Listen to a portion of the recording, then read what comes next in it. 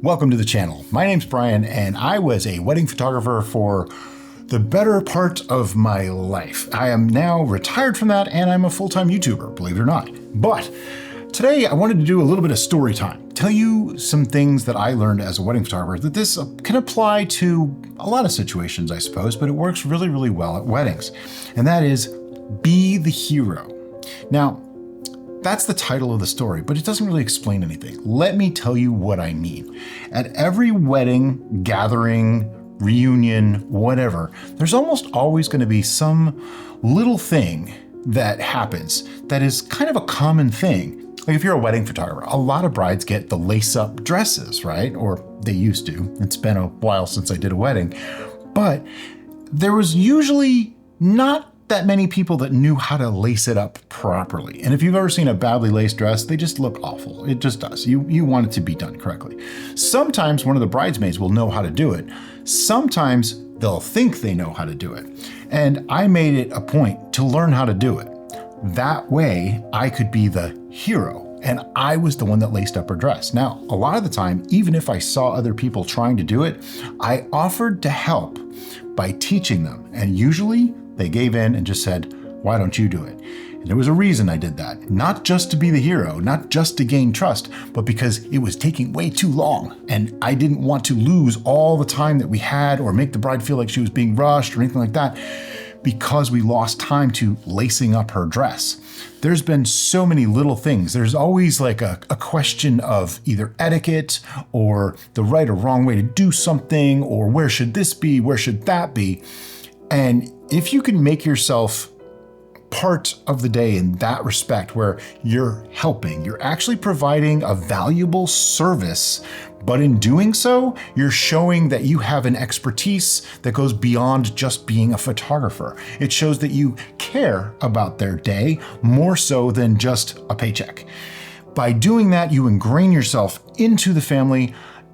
9 times out of 10, when something like that would happen, the bridesmaids, the mom, both moms, the bride, everybody, they adored me for the rest of the day. It makes your job easier later on by doing that up front, because usually that's the getting ready part, right? So that's way before the day even gets really started. So if I have the trust of all the ladies involved, guess what? They're going to tell the guys to shut up and let me do my job later. They work for you, okay? It just makes it easy.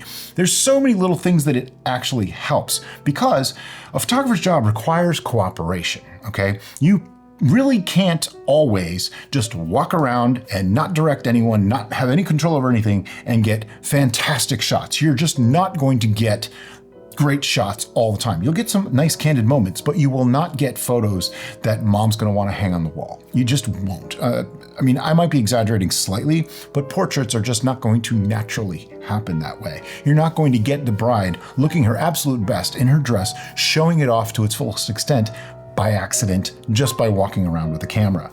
It's not going to happen. And I know a lot of people like the candid style now and things like that, and I love it too, but there's a time and a place for everything at a wedding. And I think portraits and posed formals, even if they're a little looser posed formals or a casual posed formal, is still important, okay? It's still something that you need to do. And for that, you need cooperation. And I personally feel that a lot of the reasons why people don't like to do formals or posed shots is because they're uncomfortable with it, because maybe they're not as good at communicating with the people. They're not as good at getting people on their side to work with them. These are all parts of being a wedding photographer. And I learned this a long time ago at a young age, that, man, if people don't like you or trust you or have any respect for you at all, you're getting nowhere, and it's going to make your job 10 times harder. So I learned really early on, I created what I call the big personality. And what that is kind of almost a little self-deprecating, dad jokes, like corny jokes, but it also reinforced things. Like one of the things that I would always say when I put a family close together, I'd have them all like get in really close, act like you like each other. Just saying that, I got a reaction. Everybody reacted. Whether it was a groan or a smile or a laugh, I had the camera ready to go. The second I got the reaction, boom, there's my shot. You cannot tell someone to smile and get as natural a reaction as you can by telling a bad joke and getting them to react to it. Another joke that I used to make was, okay, everybody ready? All right, this guy walks into a bar. Click. Because they heard the first part of a joke, but the joke never finished. That's all there was to the joke. I never once finished the joke because there wasn't any reason to. I got the reaction. That's why the joke was there. In doing these things, you get the family to like, trust, and believe you. And that way, later on during the reception, when you need cooperation for a cake cutting, for a first dance, for anything else that's happening, you're going to get it a lot easier. That to me was the secret to my success as a wedding photographer. Taking good photos is a sideline, really, in wedding photography. If you can't take good photos, you shouldn't be charging money, plain and simple. But learning to be a wedding photographer, learning the art of being a wedding photographer is crucial to your success.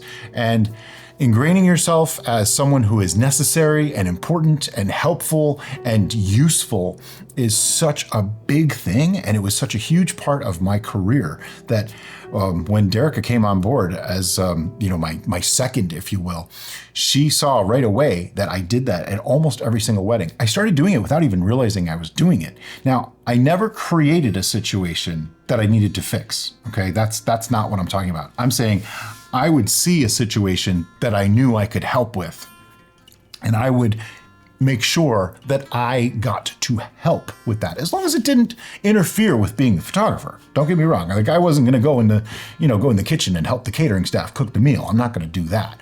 But little things that help to make the day go a little bit easier for everyone involved, I was not afraid to step forward and give an opinion, lend a hand, do what needed to be done in order to make people feel more comfortable with me, for one, and to trust me, because now I showed I'm there for them, not just as their photographer. I'm there to make their day better, because I always said this too, if you make the bride and the family's day better, guess what? Your photos are going to be better, because happy people look way better in photos than people who are faking it because you said smile.